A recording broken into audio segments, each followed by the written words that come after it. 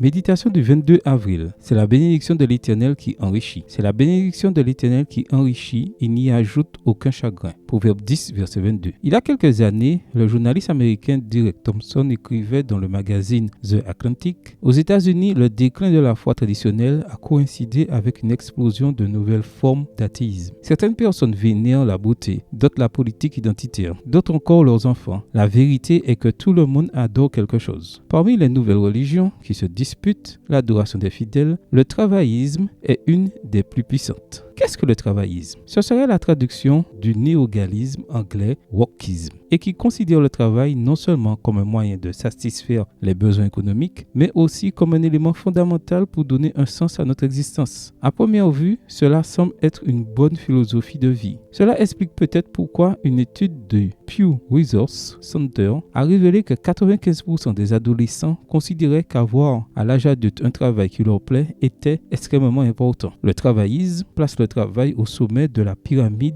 de notre vie, et c'est précisément là que réside le problème de cette nouvelle religion. Dans le livre Patriarches et Prophètes, Ellen White a fait une déclaration qui s'harmonise parfaitement avec ce que Thompson a écrit. Tout ce qui tend à diminuer notre amour pour Dieu ou qui entrave le service que nous lui devons devient pour nous un Dieu. Se tourner vers le travail et non vers Dieu pour trouver un sens et un but à la vie est de l'idolâtrie. Le travaillisme n'est pas la réponse à notre quête d'un but clair et ferme de la vie. Après tout, comme l'a dit le psalmiste, si l'Éternel ne bâtit la maison, ceux qui la bâtissent travaillent en vain. Psaume 127, verset 1. En d'autres termes, si nous donnons la priorité au travail plutôt qu'à notre Seigneur, tous nos efforts seront vains. Alors que le travaillisme continue à rendre la vie des gens du XXIe siècle misérable et frivole, au dire de Salomon, c'est la bénédiction de l'Éternel qui enrichit. Il n'y ajoute aucun chagrin. Et pour que nous comprenions que cette bénédiction n'est pas le fruit de notre passion pour ce que nous faisons, Paul nous rappelle que ce n'est pas celui qui plante qui est quelque chose, ni celui qui arrose, mais Dieu qui fait croître. 1 Corinthiens 3, verset 7. Amen. Bonne journée à vous et que le Seigneur vous bénisse.